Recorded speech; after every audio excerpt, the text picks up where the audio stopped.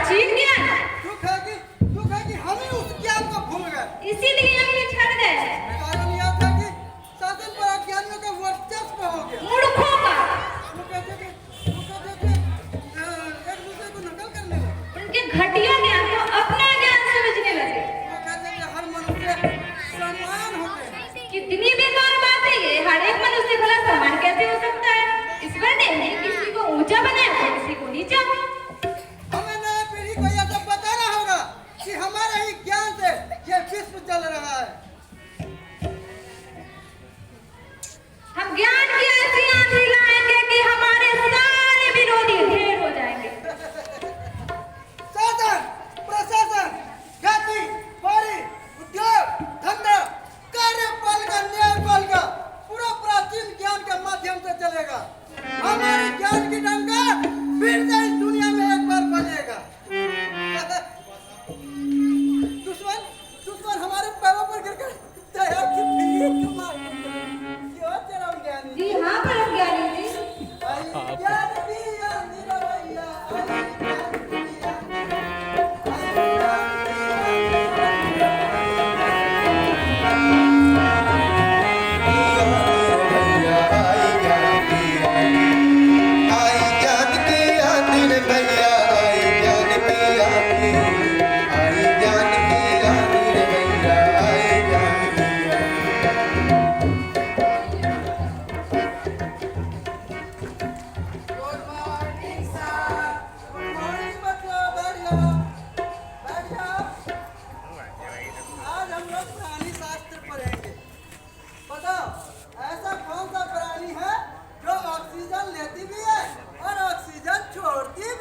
Sir ऐसा कौन सा जानवर है?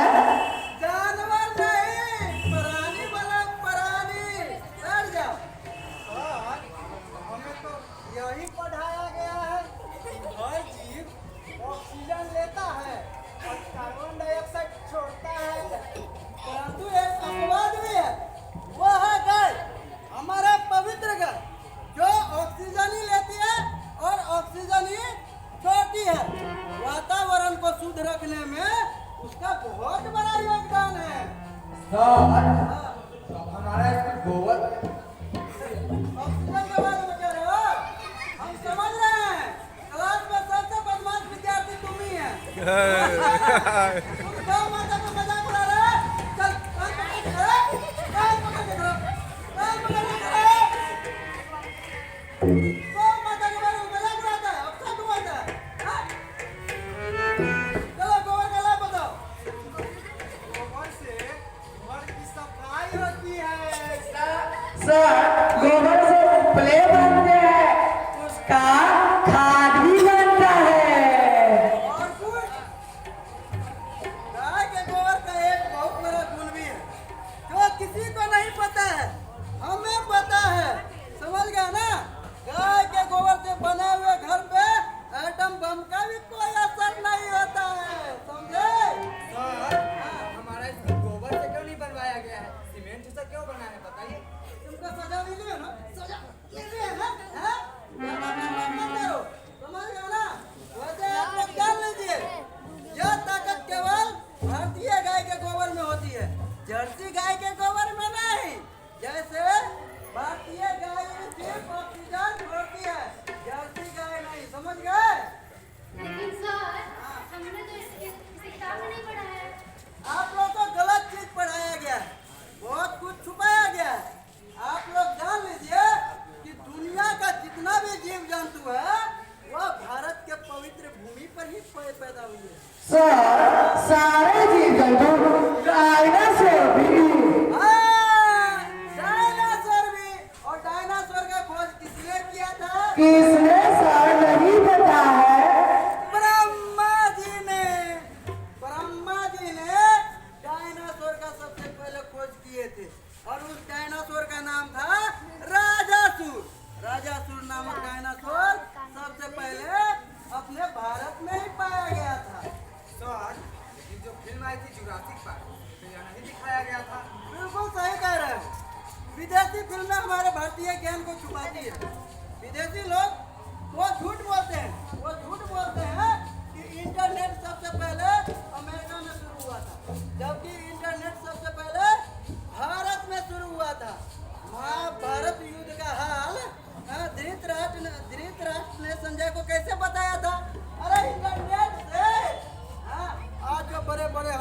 बने हैं वो सदियों पहले हमारे भारत में बन चुके थे। और मैं भगवान राम के पास ड्रैगन मिसाइलें थी। अरे आज लोग मंगल पे जाने की बात कर रहे हैं। हमारे पूर्वज तो कई ग्रह पहले ही घुमाए। लेकिन सर किताब में तो लिखा है कि अरे फेंक दो किताबें। हाँ, तुम लोगों के दिमाग में कचरा भर दिया गया है। अब आप लोग को नई किताबें मिलेगी, उसमें अपना ज्ञान होगा, प्राचीन ज्ञान, समझ गए ना? चलिए भौतिकी का कोई बताइए, भौतिकी में क्या पढ़ना है? गुरुत्वाकर्षण का नियम पढ़ना है। गुरुत्वाकर्षण का नियम खोज किसने की थी? न्यूटन ने सर, वह एक पेड़ के नीचे बैठे थे, तभी एक सेब पेड़ के नीचे गिरा, सेब पर ध्यान जाते ही उनके दिमाग में यह नियम आ गया। बिल्कुल गलत। सबको यही पता है कि इसकी खोज न्यूटन ने की थी, लेकिन हमें पता है इसकी खोज किसने की थी। किसने सर? भारत के एक महान ऋषि ने की थी और उनका नाम था आचार्य न्यूटन, है ना? वो सेब के पेड़ के नीचे नहीं, आम के पेड़ के नीचे बैठे हुए थे। एक आम के टपक गिरते ही उनके दिमाग में यह नियम आ गया और इसी नियम को विदेशियों ने चुरा लिया और आचार्य न्यूटन की जगह न्यूटन का नाम रख दिया। समझे? हाँ, बैठ जाइए। चलिए, गुरुत्वाकर्षण का नियम कोई बता सकता है? जी सर, मुझे तीसरा नियम याद है। बताइए। सर, प्रत्येक क्रिया के विपरीत बराबर प्रतिक्रिया होती है। उदाहरण? सर, जैसे मैंने किसी लड़की को आंख मारी तो उसने मुझे चप्पल उठाकर मारी, यही नियम के बराबर और विपरीत प्रतिक्रिया है। ये कोई उदाहरण है? हाँ? किधर गया? बल कबूतर बल, बल कबूतर। क्रिया के बराबर प्रतिक्रिया बहुत बड़ी बात है। मैं उदाहरण बताता हूँ। अगर कोई प्राचीन ज्ञान के ऊपर सवाल उठाया तो मैं उसकी मिर्च झोंक दूंगा। सर, मैं उसका सिर मोड़ दूंगा और उसे उठाकर पकड़ दूंगा। वाह, वाह, वाह, वाह, वाह, शाबाश, शाबाश, शाबाश। तुम बहुत आगे जाओगे, बहुत आगे जाओगे तुम। हाँ? बढ़ जाओ, बढ़ जाओ, बढ़ जाओ। तो बच्चों, फिर हम कल की क्लास में मिलेंगे। आज के लिए इतना है, ठीक है? अब दूसरा सब्जेक्ट पढ़ाएंगे। Good morning ma'am. बैठो बच्चों। आज इस कक्षा में कौन सा अध्याय पढ़ाना है? मैम, आज शिवाजी पढ़ना है। लेख लिख कर लाया हूँ। शिवाजी का जन्म महाराष्ट्र में हुआ था। उनके पिता का नाम साहसी, माँ का नाम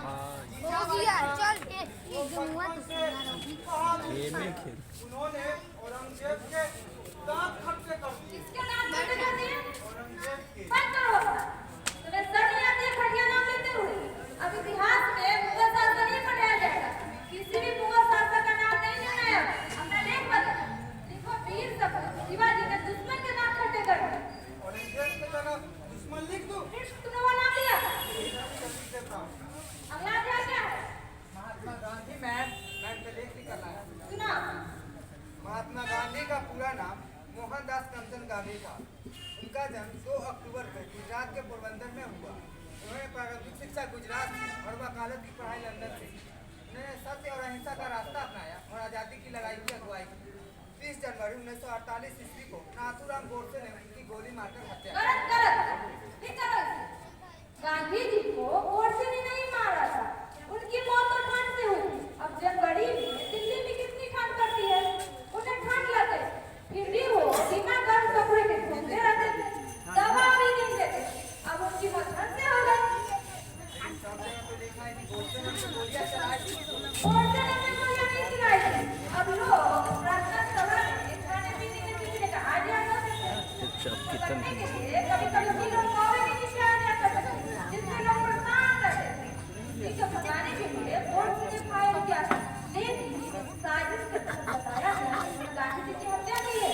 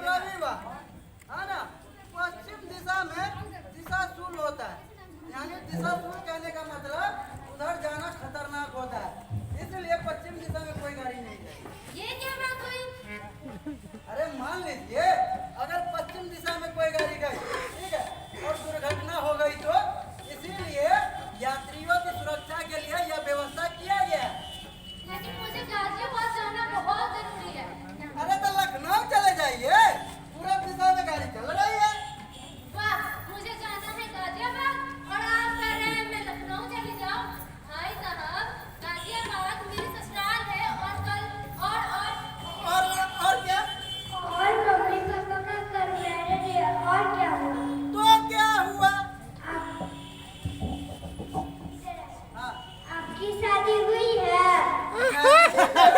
आपको कुछ समझ में नहीं आएगा, आप जाइए पंचांग देखिए। बहुत अच्छा, वाह। शादी के बाद बर्बादी का जश्न कौन मनाता है?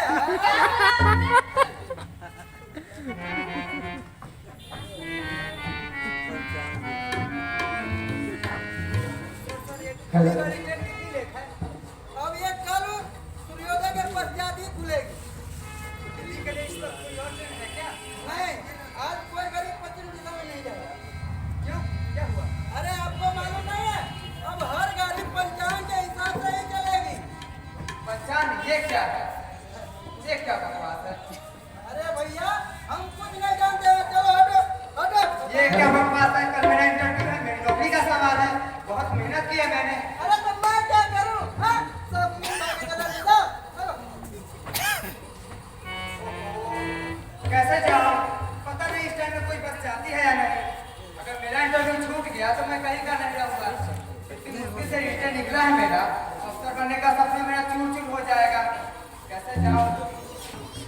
रोल नंबर 124, रोल नंबर 124, यहाँ खड़े हो जाइए।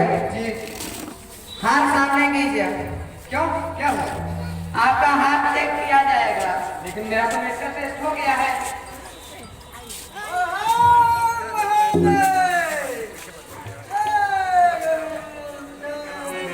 परम ज्ञानी जी आपकी हस्तरेखा चेक करेंगे। अब प्रशासनिक सेवा उसी को मिलेगा जिसके हाथ में प्रशासनिक सेवा का रेखा हो। हम ऐसे व्यक्ति को प्रशासन नहीं कर सकते जो अच्छे अधिकारी बनने के लायक नहीं है। ऐसे ही व्यक्ति ने देश के प्रशासन को बर्बाद कर रखा है। इसलिए अगर आपके हाथ में प्रशासनिक सेवा का योग होगा तभी आपको यह अधिकारी का मौका दिया जाएगा और इसे भीड़ के लिए भेजा जाएगा। चलिए आप दिखाइए। ये क्या क्या दिखाना पड़ा है मुझे? अरे चुप रहो, देख रहा है तुम्हारा हाथ। सूर्य रेखा से निकलने वाली शाखा रेखा यदि बृहस्पति पर्वत की ओर जाती है, हाँ, तो वो एक अच्छे अधिकारी बन सकता है। लेकिन तुम्हारे हाथ की रेखा है तो बालक भी चले भैया बृहस्पति पर्वत की ओर जा ही नहीं रही है। अगर बृहस्पति पर्वत पर हरी भी रहती रेखा तो तुम एक अच्छे अधिकारी बन सकते हो, है ना? नहीं चंदन भैया को तुम एक दिखाएंगे। अच्छे अधिकारी नहीं बन सकते हो। तुम एक काम करो, तुम कोई और व्यवसाय करो। तुम्हारे मस्तिष्क की रेखा टूटी फूटी है ना? तुम तो बड़े व्यापारी नहीं बन सकते हो, पान की दुकान खोलो। पान की दुकान? ऑफिसर बनने के लिए मैंने दिन रात मेहनत की है। इतिहास, साहित्य, भूगोल, विज्ञान, जनरल नॉलेज क्या नहीं पढ़ा है मैंने? हाँ? अरे वो तो सभी लोग पढ़ते हैं, लेकिन यह सेवा तुम्हारे चरित्र से मेल नहीं खाती है, तो मैं क्या करूं? मैं अपना भाग्य खुद लिखने में विश्वास रखता हूँ। मैं एक पढ़ा लिखा इंसान हूँ। अरे ये बेकार की बात है ना? तुम जो ऊपर से लिखवा करके लाए हो वही होगा, तुम्हारा इंटरव्यू नहीं होगा। जाओ जाओ इसको फिर चलिए भागे यहाँ से, निकलिए। रोल नंबर 124, ये क्या मजाक है? आपको परम ज्ञानी जी फेल कर दिया। चलिए बाहर निकलिए। गलत है। चलिए बाहर निकलिए। Roll number 124, roll number 124। यहाँ दिखाइए। हाथ किस लिए? अरे आपका भाग्य चेक करेंगे। ओ भाग्य चेक कीजिएगा। तभी तो इंटरव्यू ठीक है लीजिए देखिए। कितना अच्छा बात है, वाह।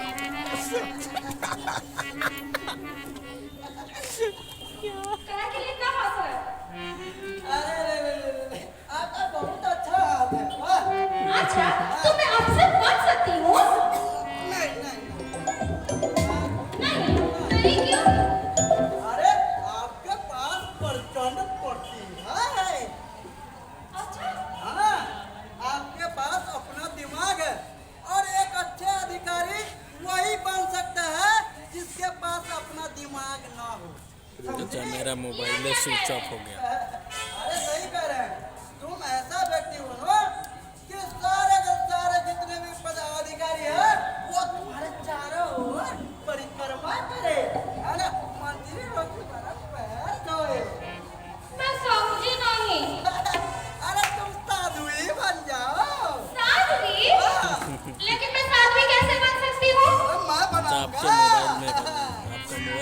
हो गया हम लोग बहुत एक बार आ जाओ, बस 3 महीने का क्रैश कोर्स है, 1 लाख रुपया लगेगा, है? एक बार इन्वेस्ट करोगे तो करोड़ों कमाओगे। लेकिन उसमें क्या क्या पढ़ाई करनी होगी? अरे कुछ नहीं, थोड़ा कुछ फेस रीडिंग बताई जाएगी, है? थोड़ा बहुत हाथ का सफाई और तो और रामचरितमानस के 4-5 चौपाई बताए जाएंगे, है? और महाभारत के कुछ किस्से बताए जाएंगे, बस हो गया। लेकिन मैं इस लायक